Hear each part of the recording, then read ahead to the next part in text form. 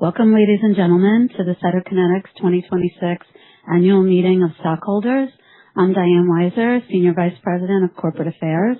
At this time, I would like to inform you that this meeting is being recorded and that all participants are in a listen-only mode. I will now turn the meeting over to John Henderson, the Chairman of Cytokinetics Board of Directors. Please go ahead. Many thanks, Diane. Welcome, ladies and gentlemen. I'm John Henderson, Chairman of the Cytokinetics Board of Directors, and I welcome you to our 2026 Annual Meeting of Stockholders. The meeting is now called to order. Before proceeding to the formal business, let me introduce Robert Blum, the company's President and Chief Executive Officer. Robert will provide a review of our 2025 accomplishments and plans for 2026 after our formal proceedings. Further, I'm pleased to introduce the other members of the Cytokinetics Board of Directors who are here with us today.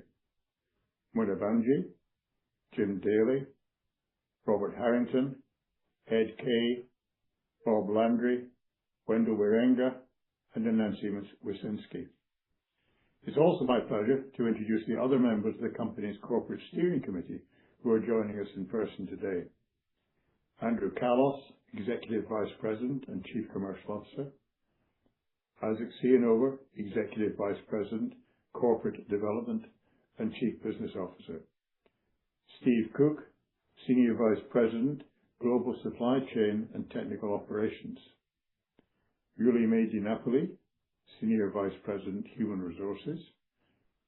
Jeff Ezekiel, Executive Vice President, Chief Legal and Administrative Officer. Sung Lee, Executive Vice President, Chief Financial Officer. Fadi Malik, Executive Vice President, Research and Development. And Christine Murray, Senior Vice President, Global Regulatory Affairs.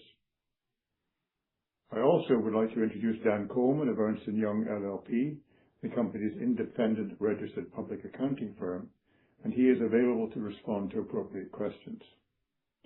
Now, I would like to turn the meeting over to Jeff Ezekiel to conduct the formal business of today's meeting as set forth in your notice of annual meeting and proxy statement.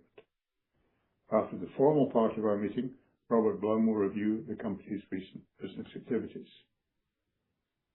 Thank you very much, John.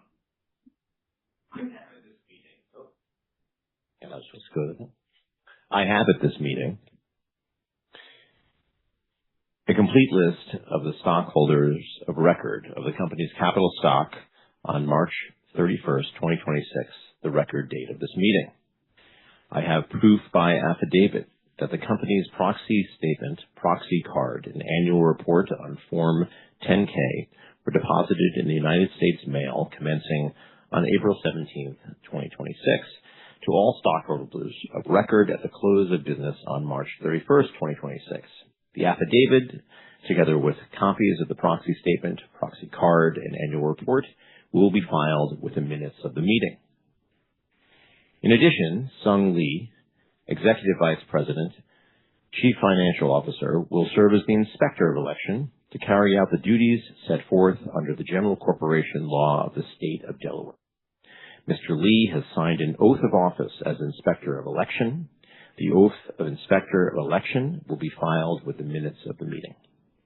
We have present in person and by proxy holders of a sufficient number of shares to constitute a quorum, so the meeting is duly constituted.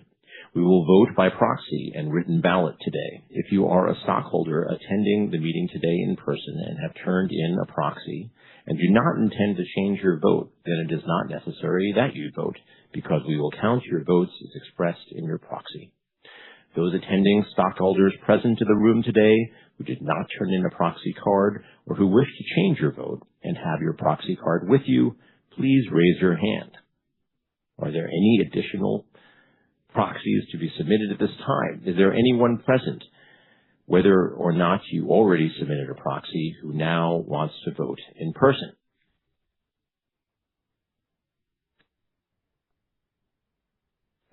The polls are now open for voting this May 27, 2026 at 10:08 a.m. The polls will be closed to voting after we go through the matters to be voted on. We will first present the 5 proposals submitted for approval. Please save all questions related to the proposals for after all of the proposals have been presented, after which we will announce the preliminary results of the voting. The first item of business is the election of directors. The following 3 directors are nominated by the Board of Directors as Class 1 directors of the company to serve until our 2029 annual meeting: Ed Kay, Wendell Warenga, and Nancy Wyszynski. The Board of Directors recommend that the stockholders vote for these 3 Class 1 nominees. The second item of business is the approval of the amendment and restatement of the company's amended and restated 2015 employee stock purchase plan to increase the number of authorized shares reserved for issuance thereunder by 1 million shares of common stock. The Board of Directors recommends that the stockholders vote for the approval of this proposal. The third item of business is the ratification of the selection by the Audit Committee of our independent auditors. The Audit Committee of the Board of Directors has selected Ernst & Young LLP to serve as our independent registered accounting firm for the fiscal year ending December 31st, 2026. The Board of Directors recommends that the stockholders vote for the ratification of this selection. The fourth item of business is the advisory vote on the executive compensation of the company's named executive officers as described in our proxy statement for this annual meeting. The stockholders have been asked to vote on an advisory basis on the following resolution. Resolved, that the company's stockholders approve on an advisory basis the compensation of the named executive officers as determined under Regulation S-K and as otherwise disclosed in the company's proxy statement for the 2026 annual meeting of stockholders pursuant to the compensation disclosure rules under the Exchange Act and Regulation S-K, including the compensation discussion and analysis, the related compensation tables, and the narrative disclosure to those tables in the proxy statement. The Board of Directors recommends that the stockholders vote for the advisory proposal. We will now review if there are any questions about the aforementioned proposals before we close the polls. Any questions? If you have voted in today's meeting, would you please give your ballots to the Inspector of Election? That's sung. It is now 11 minutes after 10 by my watch. And the polls for each matter to be voted on at this meeting are now closed. No additional ballots or votes and no changes or revocations to ballots or proxies will be accepted. At this time, I would like to report on the results of the preliminary voting as of the close of business yesterday. Regarding Proposal 1, the proposal to elect each of Ed Kay, Wendell Warenga, and Nancy Wyszynski. Ed Kay received 104,508,714 votes for his election. 3,234,850 votes were withheld. There were 8,305,458 broker non-votes. Wendell received 85,302,371 votes for his election. 22,441,193 votes were withheld. There were 8,305,458 broker non-votes. Nancy Wyszynski received 104,696,260 votes for her election. 3,047,304 votes were withheld. There were 8,305,458 broker non-votes. Therefore, the proposal to elect each of Ed Kay, Wendell Warenga, and Nancy Wyszynski is approved, and each of them is hereby reelected. Regarding Proposal 2, the approval of the amendment and restatement of the company's amended and restated 2015 employee stock purchase plan to increase the number of authorized shares of common stock to be reserved for issuance thereunder by 1 million shares from 1,459,879 to 2,459,879 votes in favor of the proposal were 107,130,372. Votes against the proposal were 260,746, and 352,446 votes were abstained, and there were 8,305,458 broker non-votes. Therefore, the proposal is approved. Regarding Proposal 3, the ratification of the appointment of Ernst & Young LLP by the Audit Committee of our Board of Directors as the company's independent registered accounting firm for the fiscal year ended December 31st, 2026, votes in favor of the proposal were 115,390,120. Votes against the proposal were 269,854, and 389,048 votes were abstained. Therefore, the proposal has been ratified.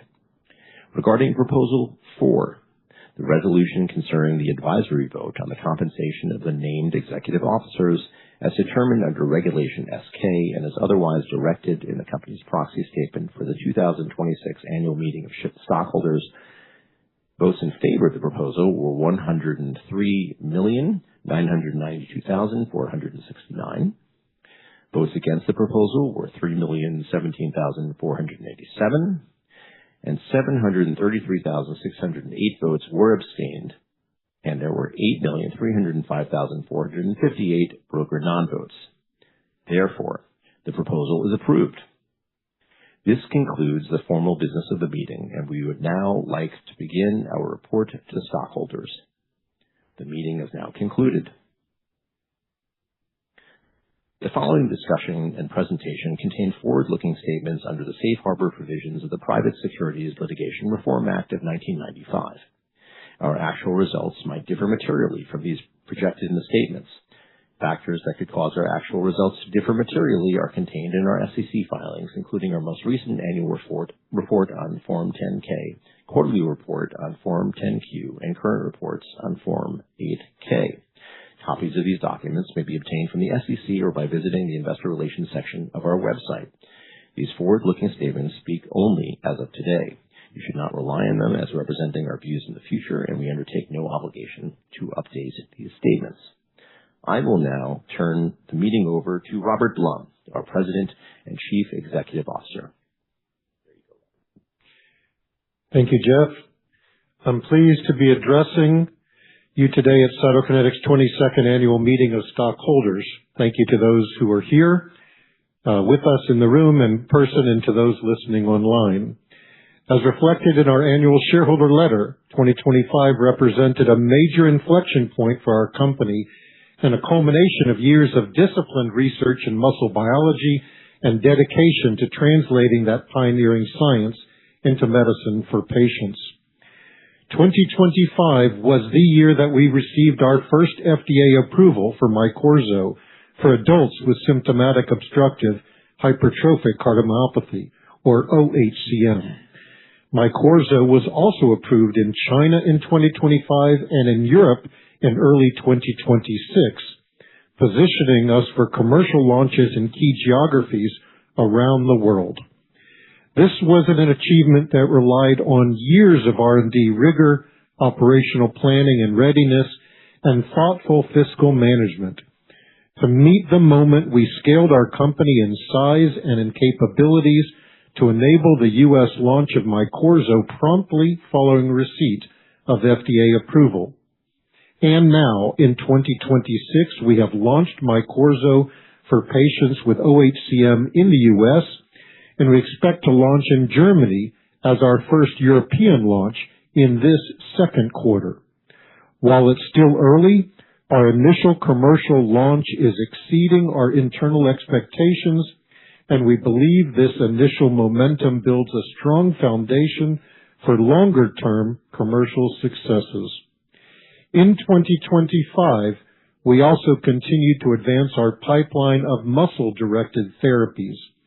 Among those achievements, we presented the primary results from MAPLE-HCM, the Phase 3 clinical trial evaluating Aficamten as monotherapy compared to metoprolol in patients with OHCM, and with simultaneous publication in the New England Journal of Medicine.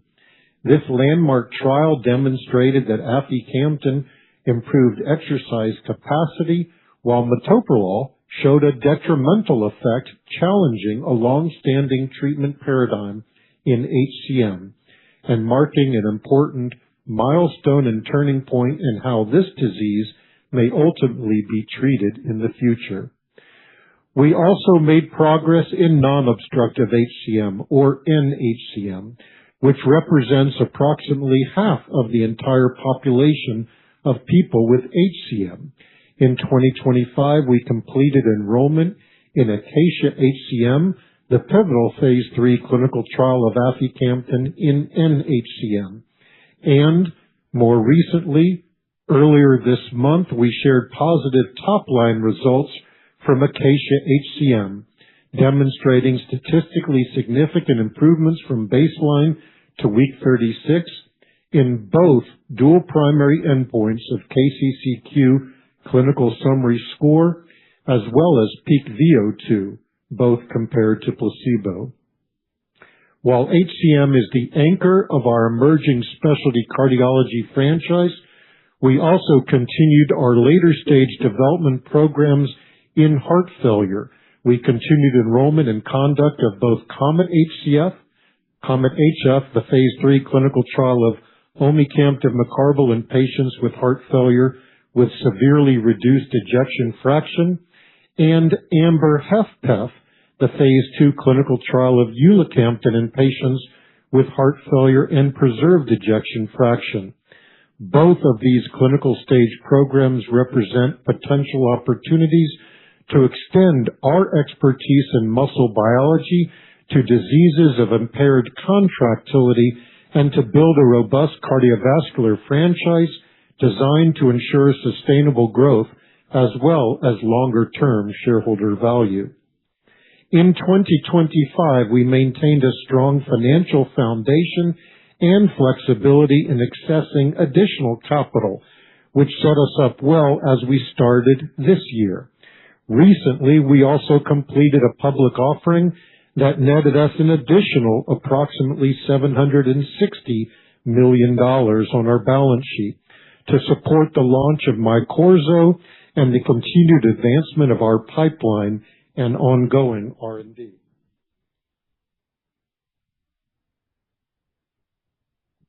Now in 2026, we're proud to be building on this momentum as a global commercial company and to make an impact for patients and to deliver value for all stakeholders, including our shareholders.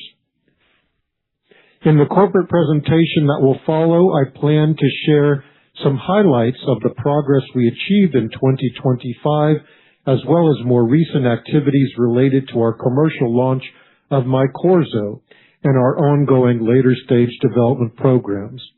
I'll now begin my update on the company, and we will be making a presentation that you can find on our website.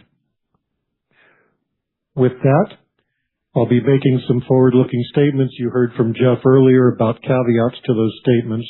And again, we do not undertake obligation to make updates, but instead refer you to our SEC filings.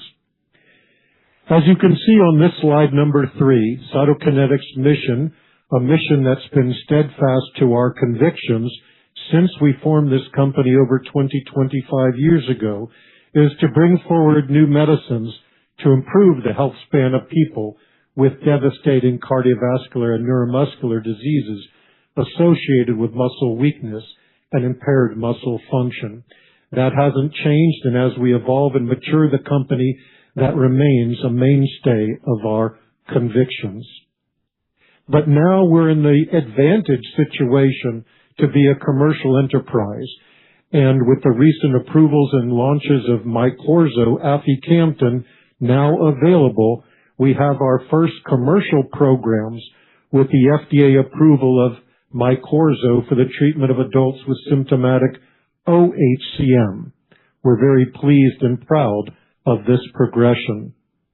It comes on the heels of a continued advancement of our pipeline you see here on slide number 5. And while MYQORZO with OHCM represents a major achievement for Cytokinetics, and with commercialization underway, We never lose sight of our ongoing obligation to continue to innovate and to maintain commitment to research and development, and to be enabling the advancement of Aficamten in other indications, including expanded label around NHCM built around Acacia results, but also as we think about CEDAR for pediatric patients ongoing. And that builds a bridge to the way we think about our franchise in specialty cardiology, with myosin modulation being a cornerstone and a hallmark to the emerging specialty cardiology franchise. Omecamtiv mecarbil in COMET-HF advancing in a confirmatory phase 3 study, and Ulacamten in AMBER-HFpEF advancing in phase 2 towards potential indication associated with heart failure and preserved ejection fraction. And the hits keep coming as we look beyond our myosin modulators to CK-089, now in phase 1, advancing in healthy volunteers as we consider what could be skeletal troponin activation as another beginnings to a vertical in neuromuscular disease, and more in research underneath the hood, so to speak. Cytokinetics has been built on R&D innovation. Science is in our soul, and that continues to be intentional and a planning for the company as we consider how we advance the business beyond MYQORZO. But MYQORZO, as depicted on this slide number 6, is approved and is indicated for OHCM, and the launch in the United States and soon in Europe is encouraging for what may be prospects for all of our stakeholders. Here you see in snapshot how we're advancing Aficamten ahead of omecamtiv and Ulacamten, and with strong financial backing. At the end of Q1, we reported cash and cash equivalents of approximately $1.1 billion. We added to that with a significantly large financing more recently, gross proceeds over $800 million, net proceeds approximately $760 million. So we proceed this year with a very strong balance sheet, but still very disciplined to how we think about research and development and commercial expansion. All of this is guided by our Vision 2030. You've seen it before, and it continues to echo through our laboratories and elsewhere within the company. Our Vision 2030 is determined by these pillars: innovation, ignition, impact, inspiration, and ingenuity. It's not enough that we advance MYQORZO for patients with OHCM, but we aspire to be advancing at least 2 approved products across 3 indications, hopefully, as well as more, and with at least 10 NMEs, new molecular entities, in our advancing pipeline. To get there will require us to continue to do the kinds of innovation that's been a hallmark of our success. It's not enough that we advanced development programs to commercialization, but that we ensure that those products are available for patients, not just in the United States, but globally, and we have ambition to ensure that we are reaching at least 100,000 patients across 15 countries throughout North America and Europe on our own, and through partners in Japan, China, and rest of world. And that these patients are benefited not just by having access to affordable medicines, but that we play a role in equitable access to our medicines. We're inspired by those patient communities. We want to continue to maintain them and patients as our North Star, and that we maintain ingenuity in all of the things that we commit to. So as we look to the future, Cytokinetics and its product portfolio looks like this. Slide number 8.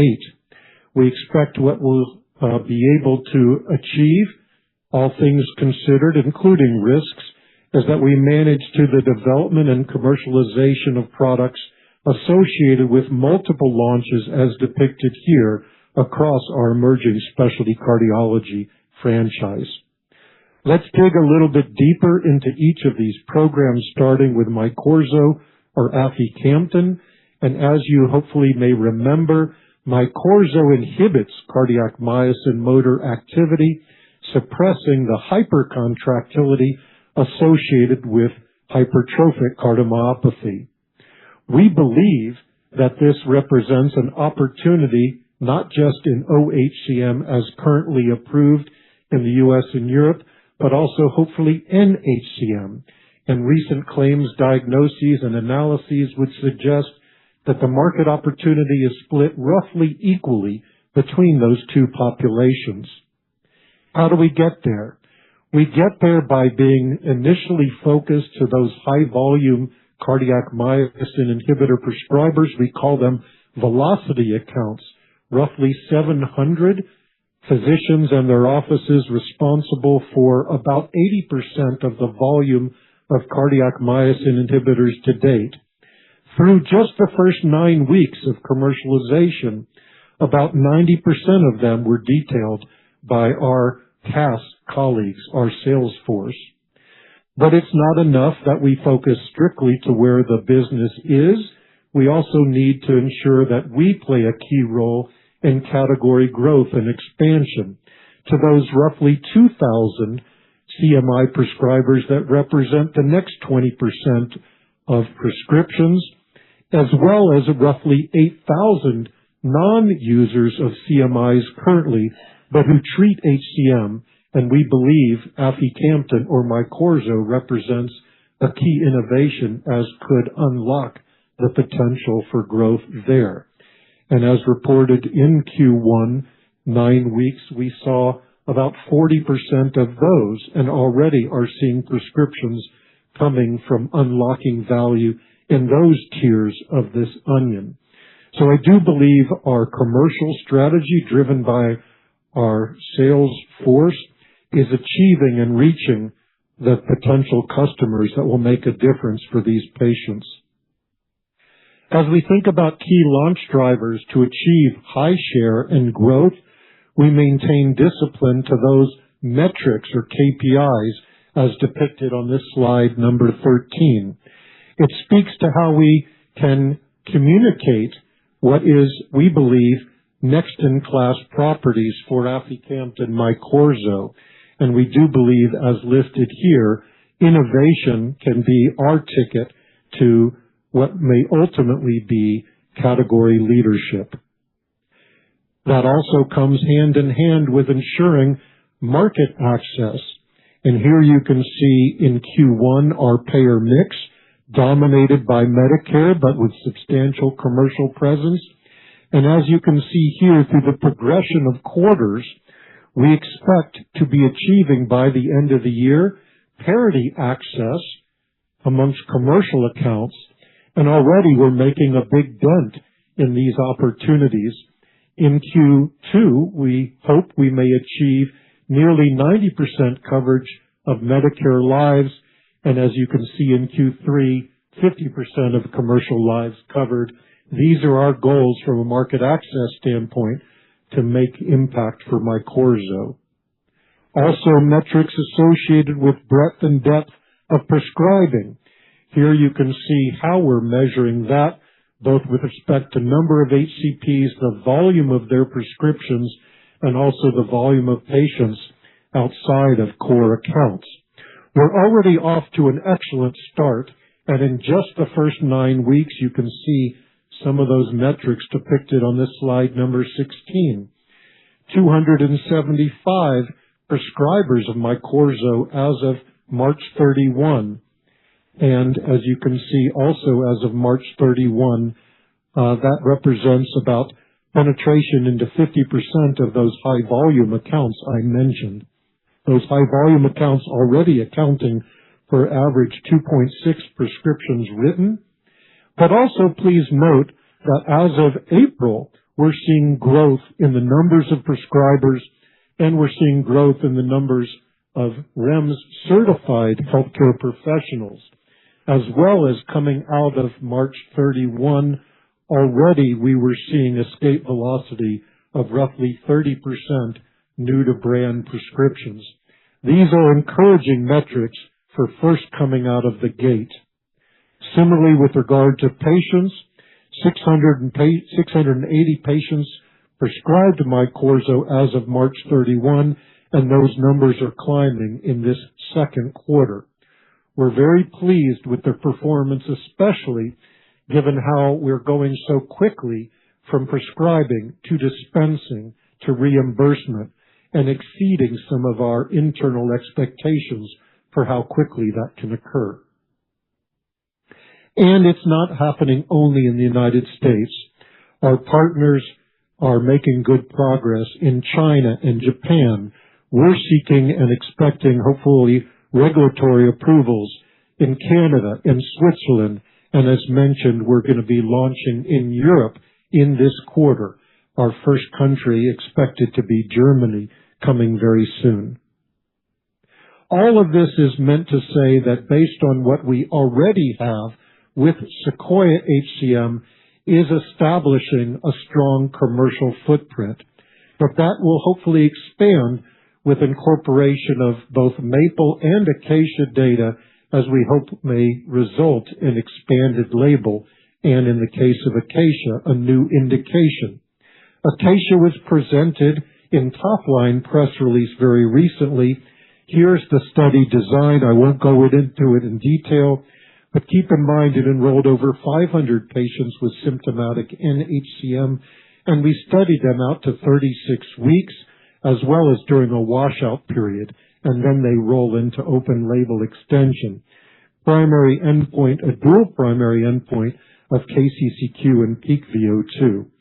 And as reported by top-line press release, the results here, we hit on both dual primary endpoints. Please keep in mind, these are patients who do not have an approved therapy.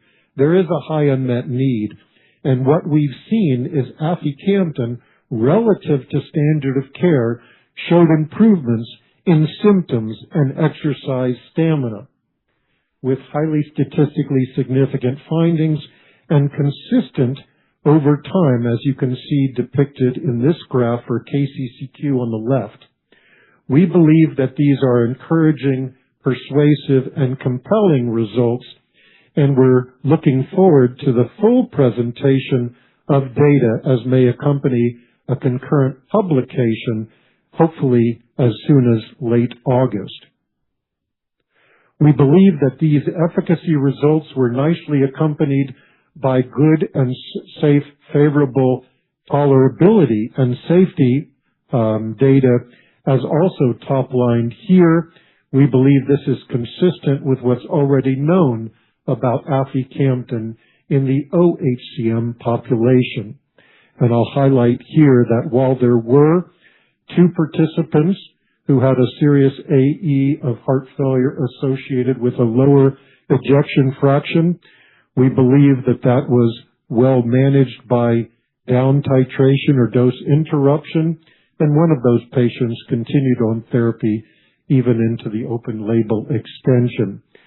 But as you can see, with regard to overall left ventricular ejection fraction excursions, AEs, SAEs, treatment interruptions, we believe these data are consistent with what was already known for Aficamten. So Acacia, added to MAPLE, added to Sequoia, and other ongoing data from Forest, we believe presents for a compelling evidence to support not only the existing commercialization in OHCM, but hopefully potential expansion to NHCM. And that, we believe, opens the door to the franchise we've been talking about for quite some time.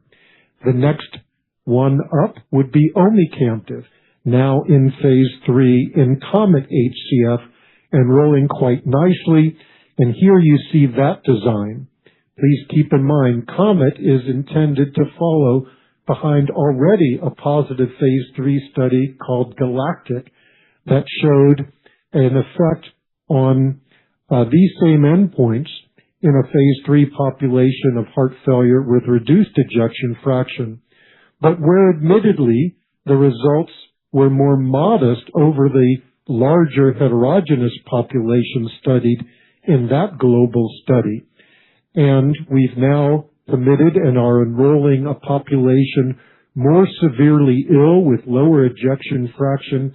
As the GALACTIC data informed, those patients did approximately twice as well as the others in GALACTIC.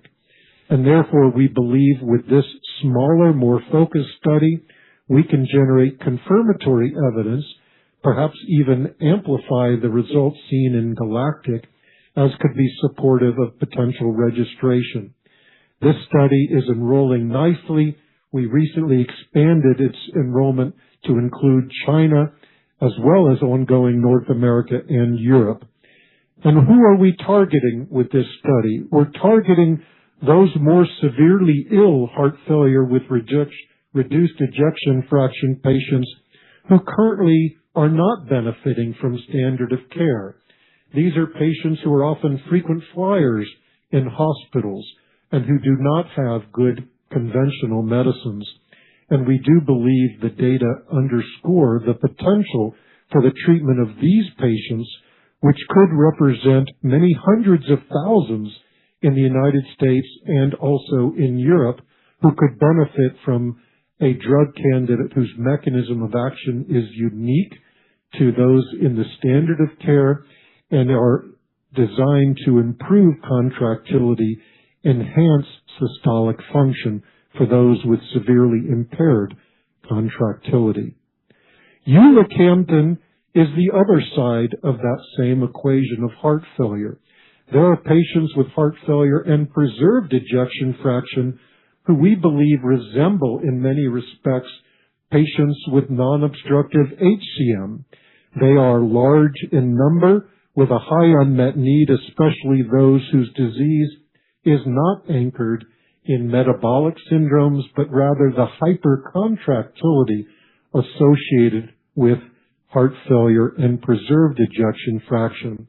So a subset of patients depicted on this slide 27 who we do believe could benefit from a cardiac myosin inhibitor, a cousin, if you will, of Aficamten called Aficamten. So we're currently studying Aficamten in AMBER-HFpEF, and here you see the design of that ongoing phase 2 study. We recently announced the expansion of cohort 1 to study more patients on Aficamten as we peer into the possibility of progression to later stage study phase 3. So this study is also currently enrolling. So we're really pleased with the progress we're making, not just in commercialization, but with our R&D pipeline. I've only highlighted those 2 later stage programs. Suffice it to say, we're also advancing in earlier stage clinical and non-clinical programs as we continue to invest in pipeline for future growth prospects. All of that is occurring alongside of a strong balance sheet. Here you see depicted how we communicated with our Q1 earnings call that we ended March 31 with $1.1 billion on the balance sheet and with access to additional capital given deals we have done previously, but where those are at our option to pull down on tranches of debt loans from Royalty Pharma. In the meantime, we've also added to the balance sheet by doing an equity offering earlier this month and netting $760 million. Added to that 1.1, consider pro forma approximately $1.8 billion as we entered Q2 and as we are continuing to advance pipeline and business prospects. So we recently had with our Q1 earnings call an opportunity to reaffirm guidance for the year. You see it depicted on this slide 31. Here you see both GAAP and non-cash based compensation expenses. And as we foresee, we're in a good position, not only with respect to current capital, but how we're thinking about allocating capital to ensure we deliver on important prospects for ambition. So in summary, here are our 2026 milestones. You see them much as we depicted them in our press release. We continue to want to ensure that we're seeking expanded label for Aficamten as we now engage FDA around both the supplemental NDA accepted for filing for MAPLE, but also as we'll meet with FDA and hopefully be submitting a supplemental NDA based on the Acacia results, and at the same time continuing to execute on U.S. commercial launch ongoing and soon in Germany in Q2. Those are the most important milestones and continuing activities in Cedar, in Comet, and in Amber. So with that, I'll conclude my initial comments and open up today's meeting for any questions as there may be here in the room.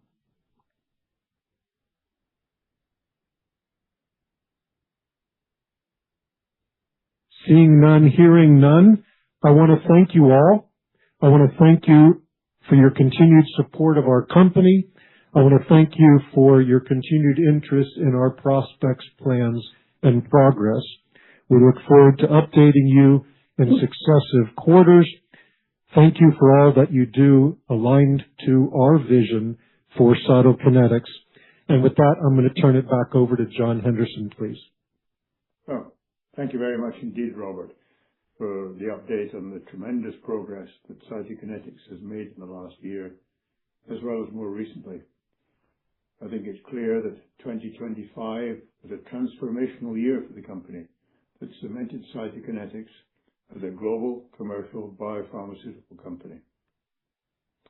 With the launch of MYQORZO underway in the US and expected soon in Europe, a strong pipeline of later stage programs in adjacent cardiovascular indications, and an ongoing R&D engine, the company is delivering on its Vision 2030 to be the leading muscle-focused specialty biopharmaceutical company intent on meaningfully improving the lives of patients through global access to innovative medicines.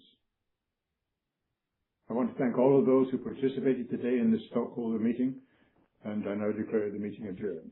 Thank you very much, everyone.